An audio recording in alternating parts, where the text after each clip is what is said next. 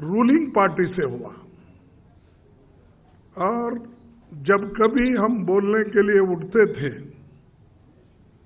और हम नोटिस देते थे, नोटिस की चर्चा की मांग जब करते थे, तब वो हमको बोलने नहीं देते थे। और ऐसी पहली बार हुआ। मैं भी अपने जीवन के 52 साल समाप्त करके 53 साल में कदम रखा हूं। मैं 5 साल लोकसभा में भी था अपोजिशन लीडर। ऐसा वक्त कभी नहीं आया। और यहां पर 2 साल से मैं देख रहा हूं कि यहां पर खुद ही रूलिंग पार्टी के लोग ही डिस्टर्ब करते हैं।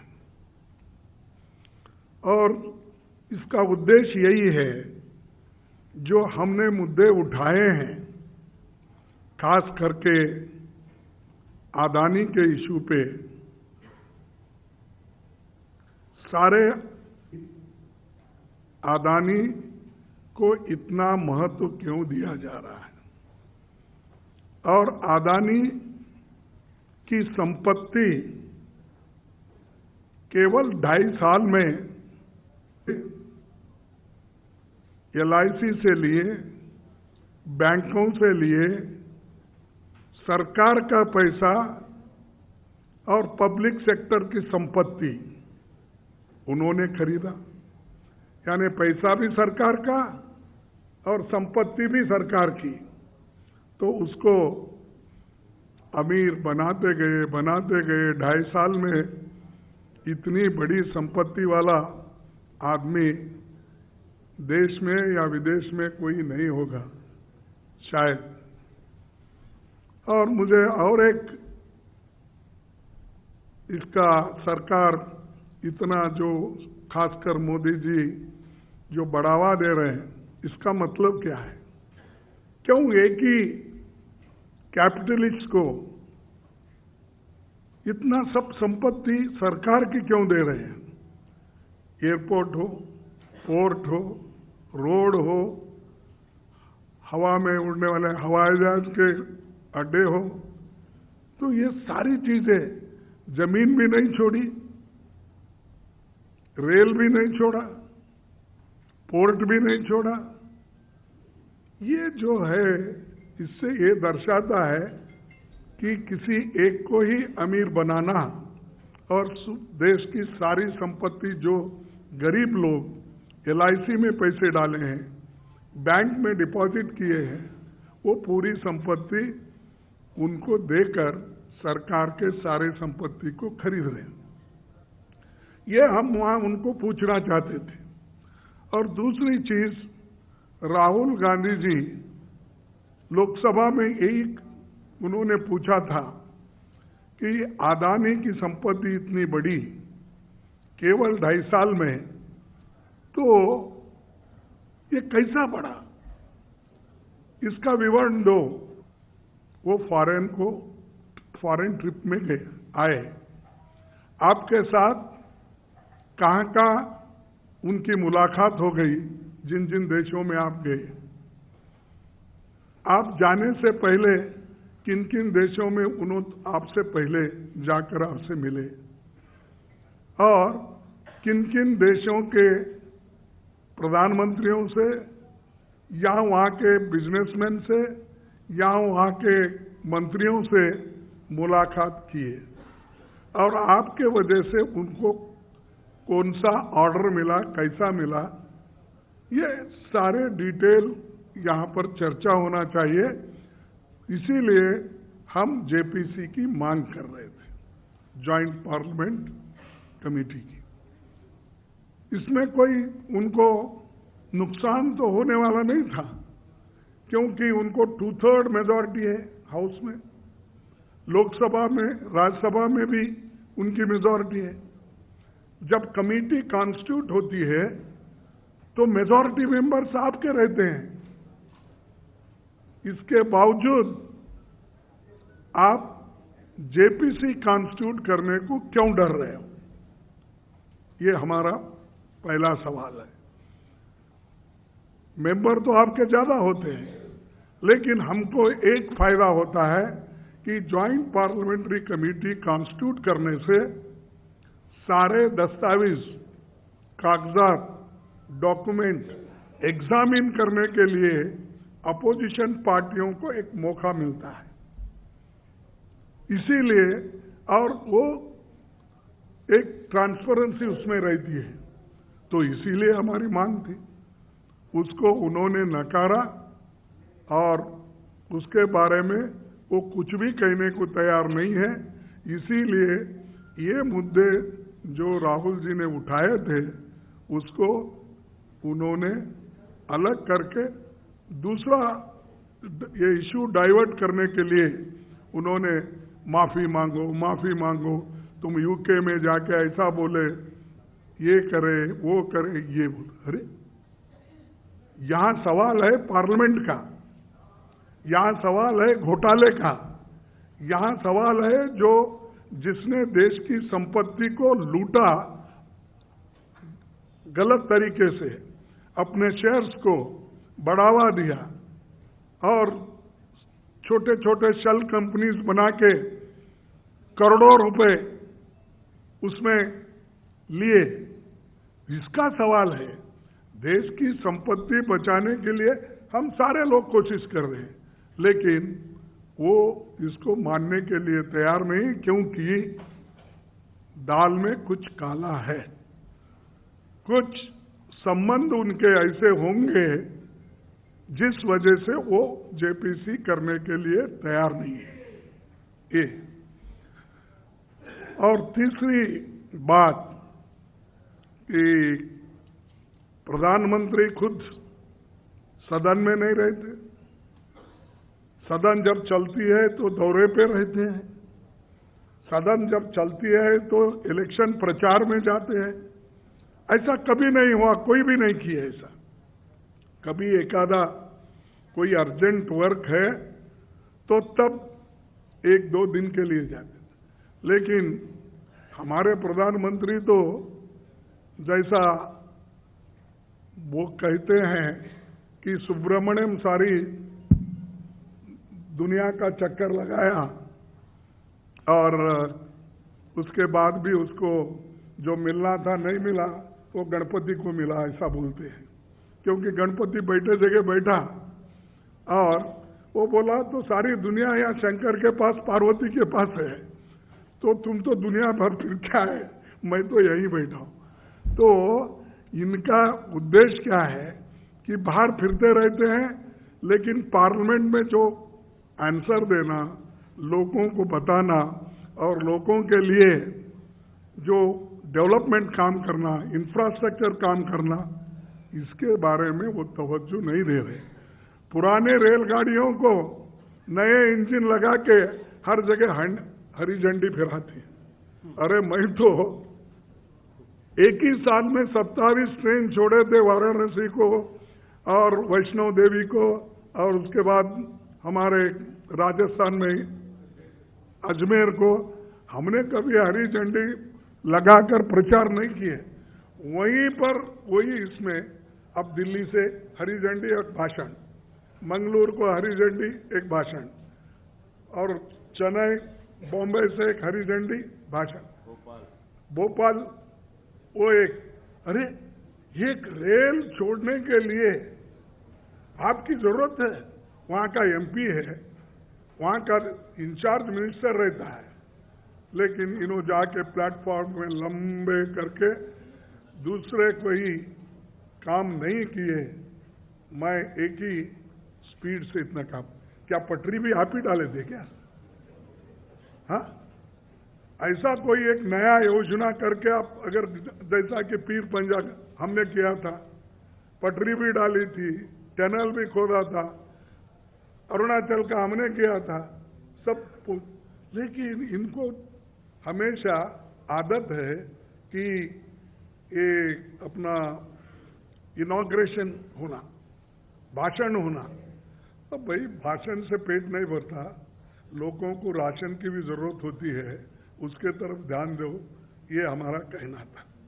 और चौथी बात ये है कि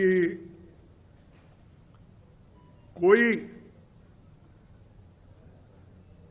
खास करके राहुल गांधी जी के बारे में इसलिए बोल रहा हूं, जो हिंडनबर्ग रिपोर्ट के बारे में उन्होंने अपनी बात रखी थी, उनको डिस्क्वालीफाई एक सूरत के कोर्ट के ऑर्डर से 2 साल की जो सजा हो गई थी, हुई है, उसको इतना लाइटनिंग स्पीड से उन्होंने डिस्क्वालीफाई कर दिया। मैं आपको एक केस बताता हूं अपने इसका गुजरात का। ये गुजरात के एक एमपी ने, जिनका नाम है बीजेपी के अमरेली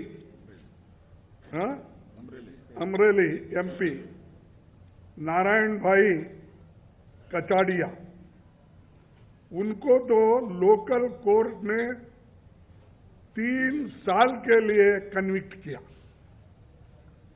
लेकिन डिस्क्वालीफाई नहीं करे इमीडिएटली।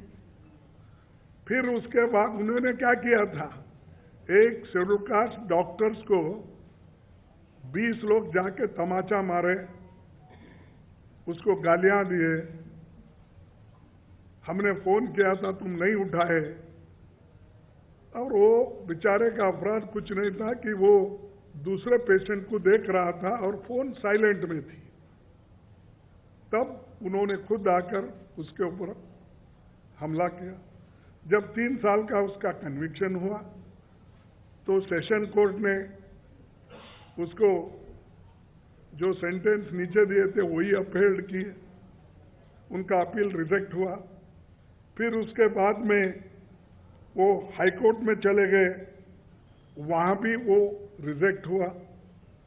उसके बाद में उन्होंने सुप्रीम कोर्ट में गए, वहां पर उनको पनिशमेंट ही हुआ, 5 लाख रुपए देना और कुछ माफी मांगना, ये उन्होंने कहा। यानी कन्विक्टेड, 3 इयर्स कन्विक्टेड, उसको 16 दिन का टाइम देते हो, लाइटनिंग स्पीड में उसकी अपील डिस्पोज ऑफ करते हो, और हम यहां पर अपील डालते हैं तो उसको 1 महीने का टाइम एक्सटेंशन दे रहा है।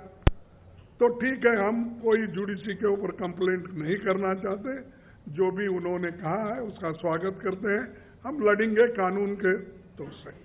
लेकिन आप देखिए, एक आदमी को 3 साल की सजा होती है, उसका डिस्क्वालिफिकेशन नहीं होता है इमीडिएटली, और एक राहुल गांधी जी को 2 साल की सजा होती है डिफेमेशन केस में, क्रिमिनल केस में नहीं। तो उनको आप लाइटनिंग स्पीड में डिस्क्वालीफाई करते हैं, नोटिफिकेशन निकालते हैं। तो ये डेमोक्रेसी है? अगर कोई गए नहीं, हमारे देश में रूल्स के मुताबिक, कॉन्स्टिट्यूशन के मुताबिक, बिजनेस एडवाइजरी कमेटी के मुताबिक अगर नहीं चल रहे पार्लियामेंट, अगर कोई कहे तो ये गुनाह है, और ये दिखता है।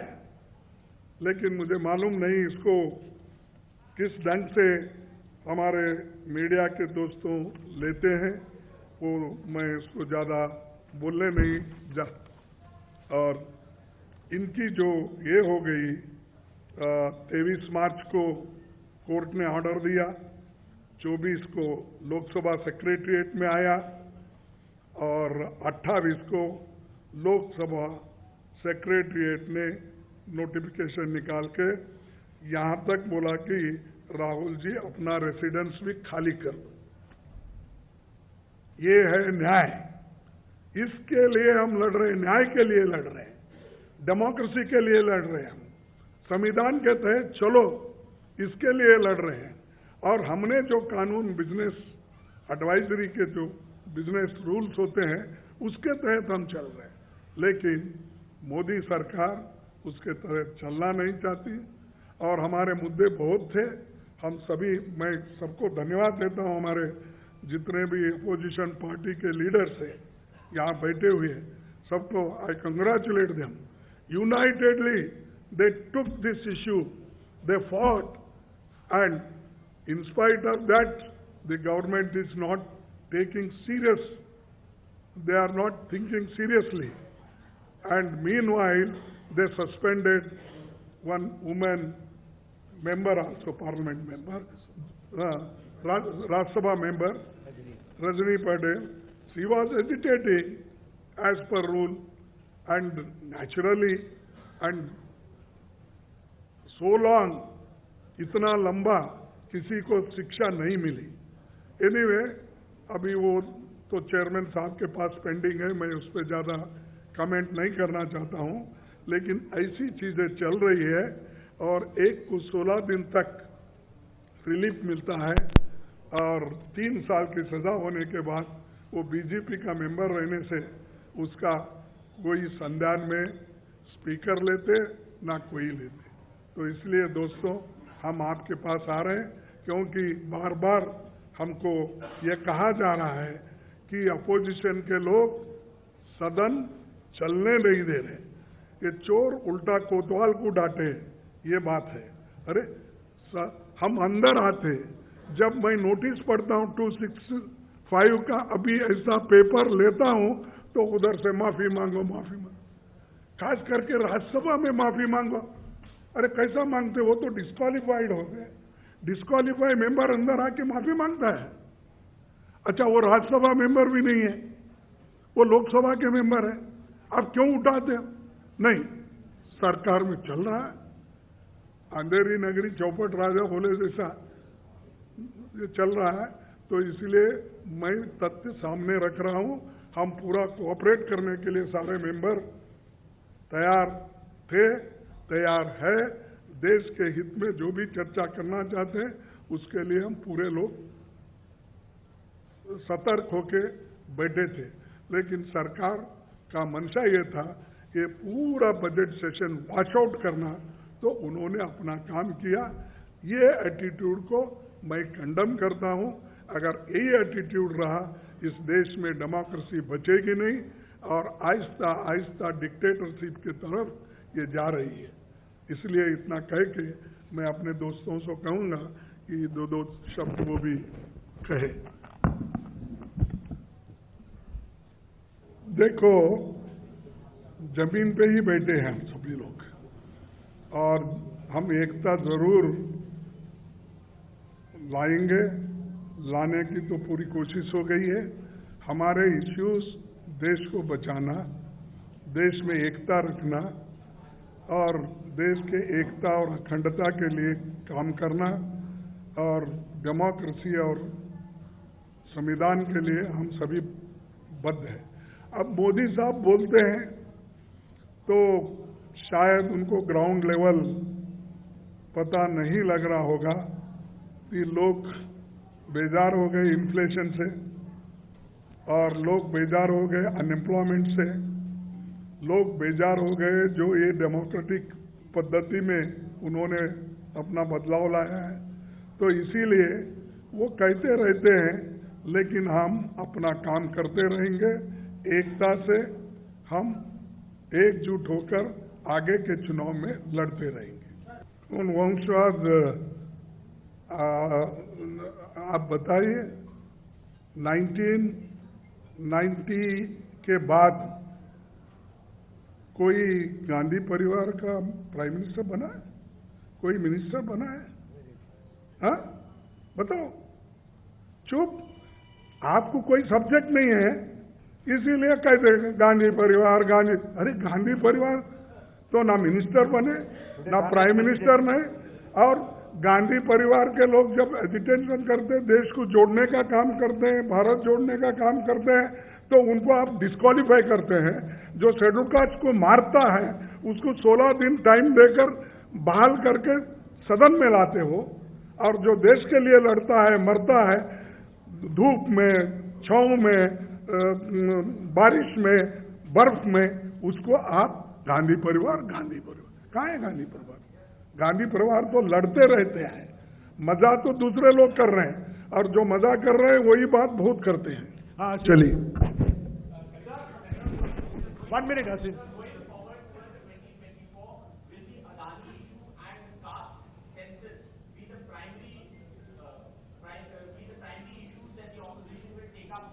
You see, 1 minute. All issues we'll discuss in common platform later on our party presidents. Now we are parliamentary leaders, and we have come here to apprise you what has gone in parliament. So that business we are telling before you. Rest we'll speak when we meet all our program, and caste census is one of our foremost agenda, that we are for that. नहीं, हमने सभी 18 party के लोग मिलके गए थे। आपको गलत इंफॉर्मेशन, हम दोनों गए थे पूरे पूरे all we have gone. 1 minute, Sanjay ji बोलेंगे। देखिए, ये आज जो 19 राजनीतिक दल यहां पर हैं, हमारा मुद्दा बहुत साफ है। पूरा का पूरा संसद का सत्र भारतीय जनता पार्टी और नरेंद्र मोदी जी की सरकार के द्वारा नहीं चलाया गया, सिर्फ एक मुद्दे पे। और मोदी जी ने साबित कर दिया कि वो इंडिया के प्रधानमंत्री नहीं है, अडानी के प्रधानमंत्री हैं। सिर्फ अडानी के मुद्दे पर पूरा सत्र मोदी जी ने चलने नहीं दिया। ये एक बड़ा सवाल है और इस मुद्दे पे हम सारे लोग इकट्ठा हैं। जैसा खड़गे साहब ने कहा, आकाश से लेकर पाताल तक आपने सब कुछ एक व्यक्ति को दे दिया। 2.5 लाख करोड़ रुपए का कर्जा उसी व्यक्ति को दे दिया। 86,000 करोड़ का कर्जा उसका माफ कर दिया। चंद पूंजीपतियों का 11 लाख करोड़ रुपए आप माफ कर देते हैं। SBI लूट लिया उसने, LIC लूट लिया उसने। देश की सारी बैंकों से पैसा उठा उठा के एक व्यक्ति को दिया जा रहा है। मुद्दा यह है देश के सामने, और इसके लिए हम सारे लोग इकट्ठा हुए हैं। और मेरा अपना मानना है कि ये जो राहुल गांधी की भी सदस्यता रद्द हुई है, इसके पीछे सरकार का संदेश बहुत साफ है। उन्होंने कहा, चलो मोदी जी के खिलाफ बोल रहे थे, चलेगा। हमारे मंत्रियों के खिलाफ बोल रहे थे, चलेगा। अडानी की नौकर है ये सरकार। नौकर के खिलाफ बोलो चलेगा, मालिक के खिलाफ बोलोगे नहीं चलेगा।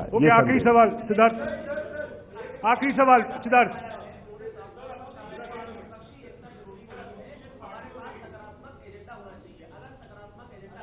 इससे बड़ा सकारात्मक एजेंडा क्या होगा? 1 मिनट। इतना बड़ा भ्रष्टाचार का मुद्दा है, ये इस देश का मुद्दा है। लाखों करोड़ रुपए लोगों का डूबा है, तो इसलिए इस पे जवाब सरकार को देना पड़ेगा। जेपीसी से क्यों भाग रहे हैं? सुप्रीम कोर्ट ने जांच कमेटी बैठाल दी, आप जेपीसी से भाग रहे हैं? 140 करोड़ लोगों ने आपको चुना है, आप जेपीसी से क्यों भाग रहे हैं? ये सवाल है हमारा।